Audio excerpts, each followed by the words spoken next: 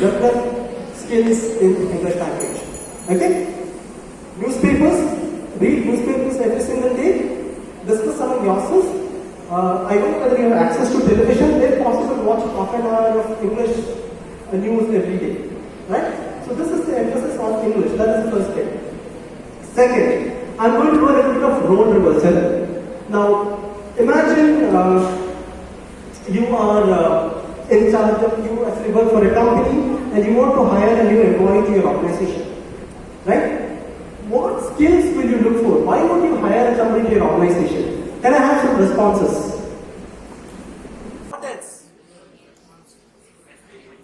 Experience? No, I didn't hear you. Experience, yes. What else? You have to speak loud. I can know that you're speaking, but I can't hear you. Team spirit, okay? Yeah. I can hear only the girls responding. Body language, yes, body language, great. What else? Discipline, okay. So, I'm surprised. All these things again are important. Okay? Body language is important, confidence is important, discipline is important. Why have we not spoken about knowledge? Why can I hire you? Right? If you don't have the skills and the knowledge to do the job which I want you to do. Right? So, let me take you back a few centuries. Once upon a time, okay, there are plenty of jobs for people who were driving horse carts, horse carriages. Right? A long time ago, sometime in the 15th century. Your job was just to have a horse, move around in a carriage. There was a lot of demand for that. Why? Because people wanted to travel from point A to point B, place to place. Once upon a time, that was true. Today, is there a job for a horse carriage or a horse cart? Right? Once upon a time, there was a lot of demand for weavers. Right? People who weave clothes. Right? Fabrics. With their hands. Right? Today, do you have those jobs anymore? Right? Once upon a time, there used to be a lot of demand for people who use typewriters. Right? And there used to be world typewriting championships. World typewriting championships. You know, skill and ability to use a typewriter. Those were very valuable skills once upon a time. Right? These are jobs which have become irrelevant in extent over a period of time. Right? I will quickly take you through why it happened. Okay? Right now, we are at the cusp of what we call as the fourth industrial revolution. Anybody's heard of this word, the fourth industrial revolution? Anybody familiar with this word? Yeah? At least post industrial revolution, anybody in industrial revolution was studying the history. What is the industrial revolution? You are familiar with this word, industrial revolution, this history? Yes, I can give out some broad line.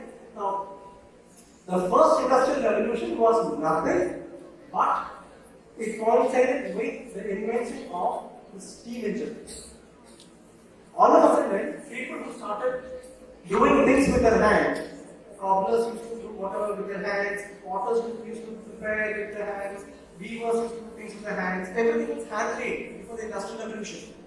Right? Suddenly, with the arrival of steam engine, okay, the whole scenario shifted. Large factories came into being. People started moving from so-called cottage industries, sitting at home and doing charka or weaving or pottery. All of that shifted to large scale, with setting up of factories where the power of steam was used. This led to massive industrialization, which started in Britain sometime around 1760, and it actually got out to Europe and North America subsequently. This shift is referred to as the Industrial Revolution. It is actually this Industrial Revolution which made most of those jobs irrelevant, which I was talking about some time back. Okay? Okay? A little later, almost 100 years later, there was what is called the second industrial revolution.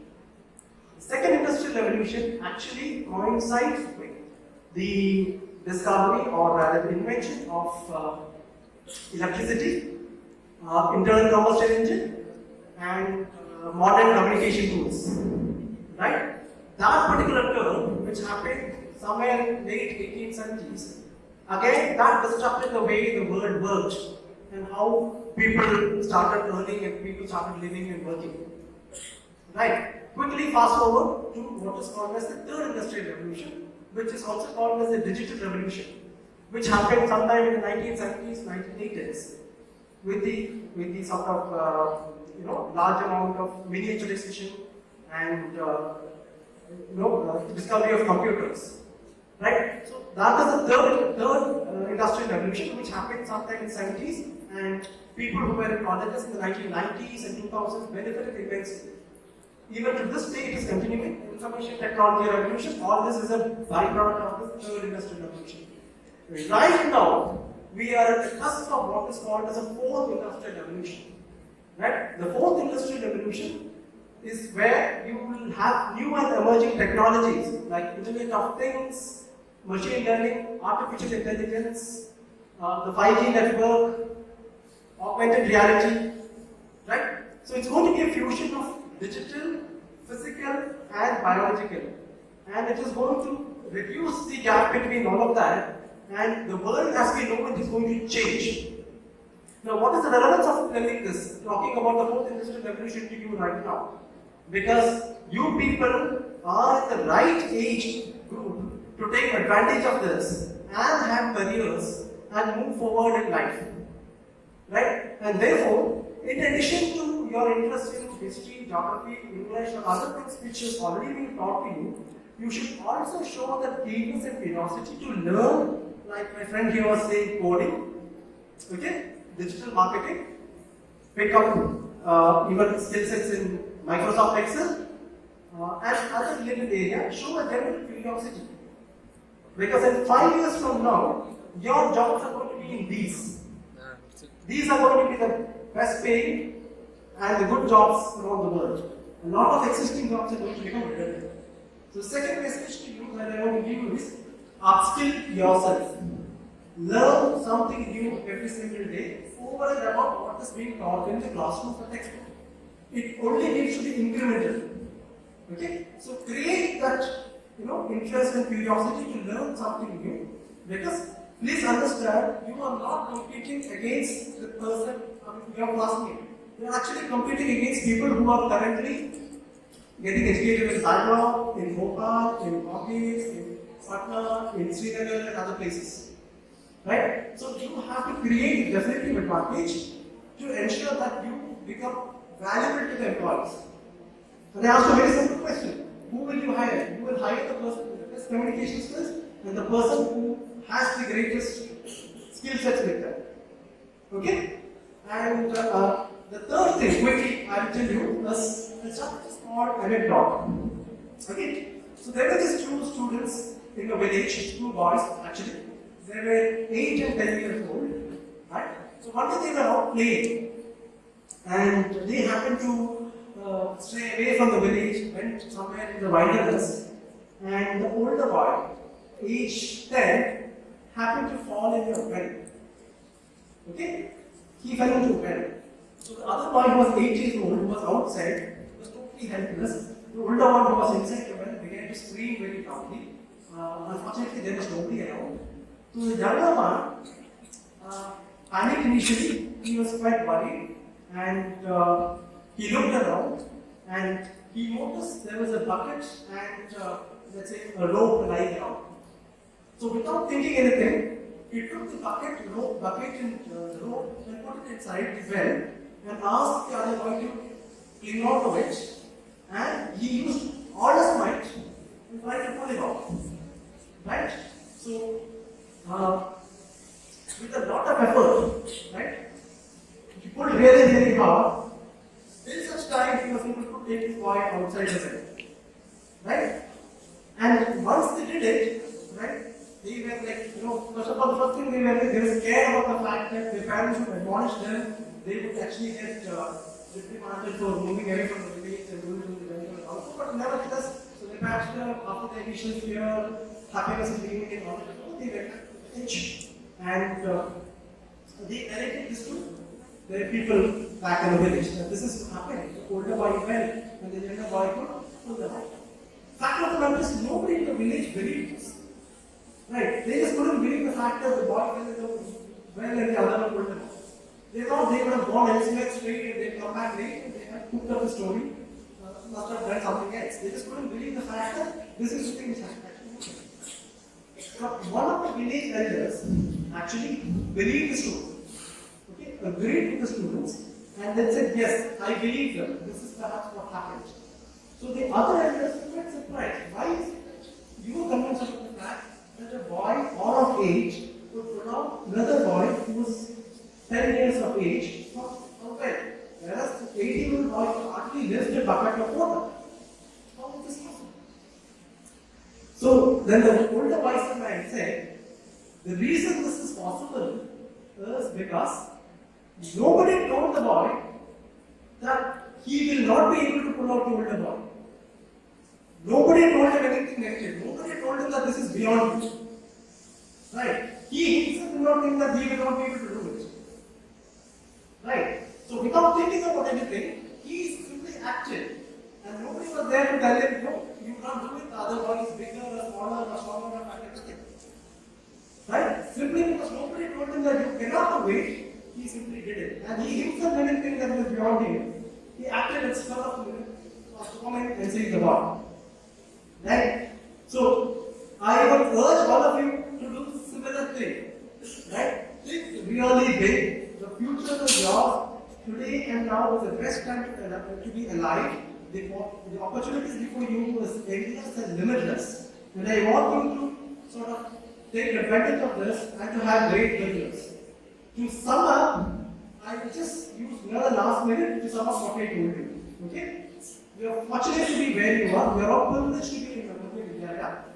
Right? There are so many other people who don't have the privilege to get the kind of education that you have. Right? Which you will realize perhaps when you go to university. Okay? The things you should concentrate on in the next whatever time you have here. 3 things. First, develop your ability to communicate in English. Communication skills. Okay? It is within you. Like I said, it's not for the teachers, not for the principal, not for anybody else. It's for yourself. Second, upskilling. Learn something new every single day. Okay? Try to have the future in mind and work towards that. Especially new skills. Everything is available for free on internet. There are websites like Coursera, Udemy, where you can just upskill, learn coding, like my friend was saying here, develop digital marketing skills, learn Python, programming, data visualization, artificial intelligence, anything which would interest you now, show that positive interest in that.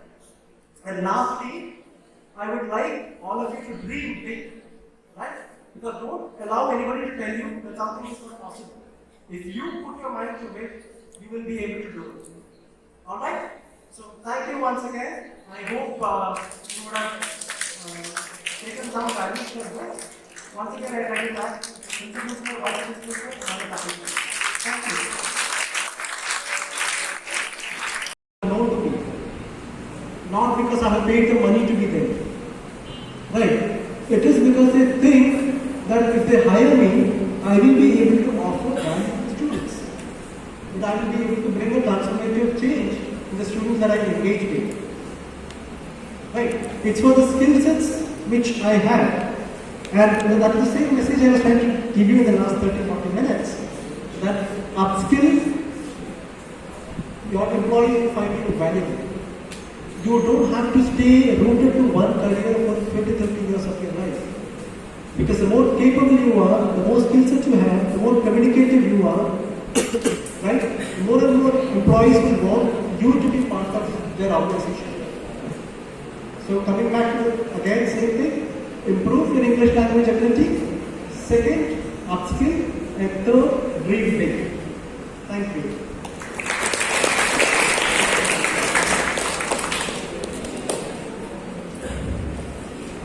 Recent ഒരു പ്രധാനമന്ത്രി അല്ലേ ഇവിടുത്തെ ആരാണത്? ഒരു സുനാക്ക് അല്ലേ? History വായിച്ചിട്ടുണ്ടോ? 42 years only, 42 വയസ്സ്. 42 വയസ്സുകാരനാണ്. അതും some route from India അല്ലേ? അങ്ങനെ പറഞ്ഞൊരു വാക്ക് ഏറ്റവും ശരിയെന്ന് അറിയില്ല. ബ്രിട്ടീഷുകാർക്ക് മാനേജ് ചെയ്യാത്ത പ്രോബ്ലം ഉണ്ടെങ്കിൽ അവർ ഇന്ത്യയിലെ ആൾക്കാരാണ് ഔട്ട്സോഴ്സ് ചെയ്യാം. ബ്രിട്ടീഷുകാർക്ക് മാനേജ് ചെയ്യാൻ പറ്റാത്ത in any field, they are unable to manage the problem, then they will outsource person from India, generally in the field of some job. Now so many other issues are there, problems are there. Therefore, now they are outsourcing a person from Indian origin from India. ഞാൻ പറഞ്ഞു വരുന്നത് communication സ്കില്ലാണ്. In early stage you will be able to change it. എന്നോട് change ചെയ്യാൻ എനിക്ക് ആവില്ല. I may not be possible to change it. Already നമ്മുടെ രക്തത്തിൽ അറിയാം. പക്ഷെ the young age, see how this sir is speaking, അല്ലേ? How the way and സുനാക്കിന്റെ പ്രസംഗങ്ങൾ കേട്ടിട്ടുണ്ടാവും. Wonderful stage. നരേന്ദ്രമോദി നമ്മൾ എന്തുകൊണ്ട് ആക്സെപ്റ്റ് ചെയ്യുന്നു? അത് കമ്മ്യൂണിക്കേഷൻ സ്കില്ലാണ് അല്ലേ? It's the way we can manage the people. If you have got a better communication skill, people will learn. അതുകൊണ്ട് ഒച്ച വരണമില്ല. എന്റെ സ്കില്ല് കുറച്ച് മോശമാണ്. What I want to tell you, the early stage of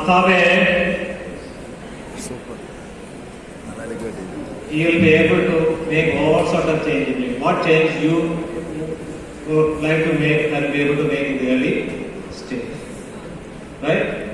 Okay then. Vidyalaya.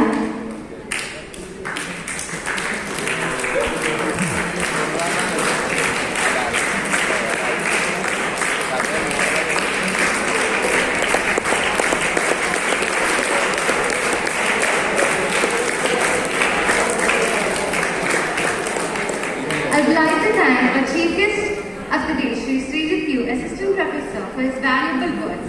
It was an inspirational class and we are very blessed to hear from you, sir. Thank you very much, sir. I would like to thank our beloved principal, Shri K. Krishnan, for giving us this opportunity. Thank you very much, sir.